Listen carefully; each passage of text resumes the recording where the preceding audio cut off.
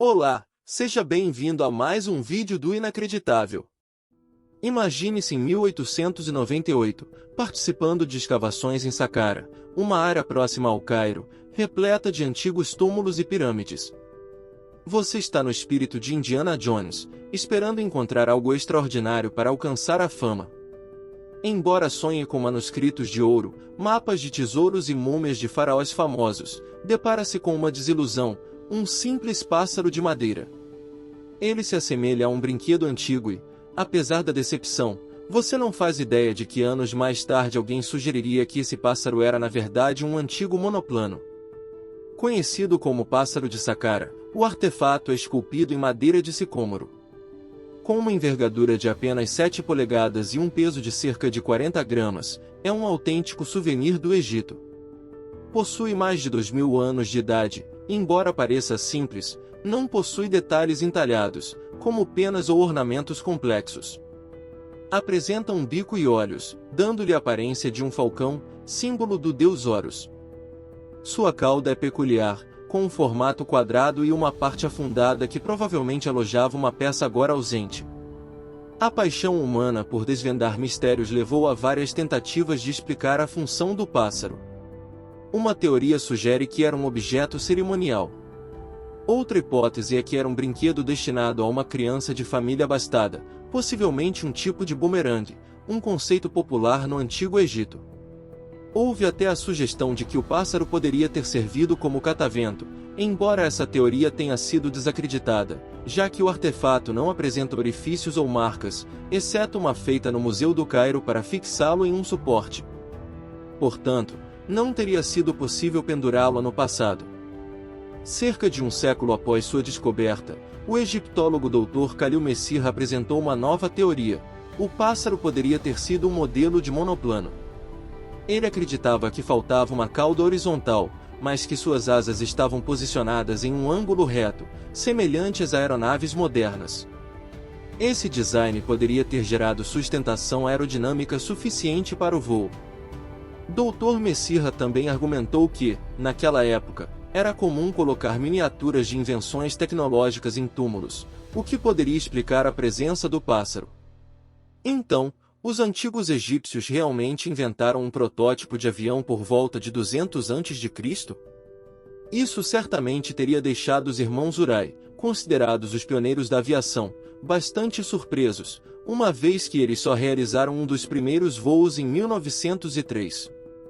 No entanto, para confirmar essa teoria, seria necessário testar o modelo. Dada a importância do artefato, é improvável que o Museu do Cairo permitisse que ele fosse usado como brinquedo voador. Portanto, o designer de planadores Martin Gregory construiu um modelo semelhante em madeira balsa para avaliar seu desempenho. Mesmo sem a cauda, o avião não se mostrou um voo eficaz. Parecia que o caso estava resolvido, mas a explicação não convenceu o History Channel, que convidou um especialista em aerodinâmica para criar uma réplica do pássaro e testá-la em condições semelhantes às do Egito. O resultado surpreendeu, mostrando que o pequeno avião tinha habilidades notáveis de voo. Portanto, se os antigos egípcios de fato criaram um protótipo de avião na época dos faraós, isso seria um exemplo fascinante de um artefato fora do lugar e do tempo, um objeto tecnologicamente avançado em comparação com a era em que foi encontrado. O pássaro de Saqqara não é o único exemplo desse tipo de conceito revolucionário. Em 1901, mergulhadores encontraram um mecanismo de Anticítera em um naufrágio próximo à ilha grega de Anticítera.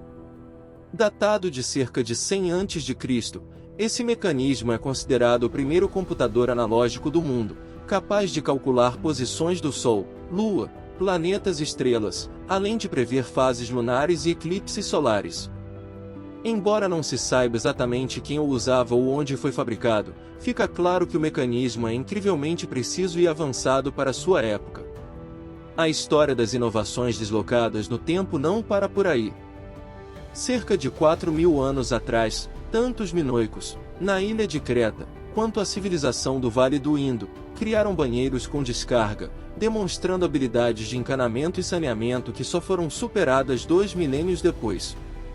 Um lavatório minoico foi encontrado no Palácio de Cnossos, onde um assento de madeira estava posicionado sobre um túnel que direcionava a água de um reservatório no telhado para um esgoto subterrâneo. Em outras variações, jarros eram usados para fornecer água. Somente os mais abastados podiam desfrutar dessas comodidades.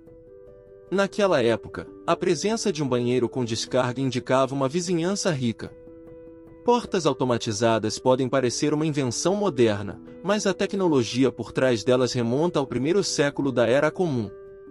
O matemático e engenheiro Herón de Alexandria desenvolveu um sistema hidráulico para abrir e fechar as portas dos templos. Esse sistema envolvia acender um fogo para gerar calor. Um pote de latão estava sob o fogo, parcialmente cheio de água. O movimento da água nos recipientes ligados ao pote era controlado pelo fogo e acionava as cordas que abriam as portas. No entanto, o processo era demorado e não podia ser interrompido, o que tornava sua aplicação limitada a cerimônias religiosas. A primeira bateria conhecida foi descoberta em Bagdá, cerca de 2000 anos atrás, por um arqueólogo alemão. O objeto oval de argila tem um propósito ainda incerto, sendo algumas teorias sugerem seu uso em eletrodeposição de metais preciosos. Quando preenchida com um ácido fraco, como o vinagre, a bateria gerava cerca de 1 volt de eletricidade. Outra teoria sugere que a peça era usada como recipiente para pergaminhos sagrados. A história das lentes de contato também tem suas curiosidades. Em 1508, Leonardo da Vinci inventou uma lente de vidro com um funil, destinada a melhorar a visão quando cheia de água. No entanto, só cerca de um século depois, cientistas aprimoraram o conceito, resultando nas primeiras lentes de contato para a córnea.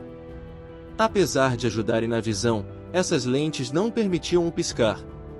Com o tempo, as lentes evoluíram para materiais mais leves e flexíveis, mas ainda cobriam todo o olho. Somente em 1948, um técnico óptico inglês lixou uma lente de plástico e percebeu que podia cobrir apenas a córnea. Imagine viver no século XIX em Londres e precisar enviar uma mensagem para Nova York.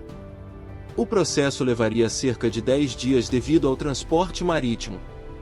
Portanto, a invenção do cabo telegráfico transatlântico em 1858, que encurtou o tempo de entrega de dias para horas, causou sensação.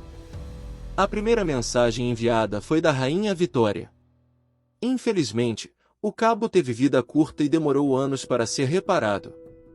Isso encerra nossa exploração por hoje. Se você gostou do vídeo, deixe seu like. Se ainda não for inscrito no canal, se inscreva e não se esqueça de ativar o sininho para receber notificações sempre que tivermos novidades. Até o próximo vídeo, inacreditável!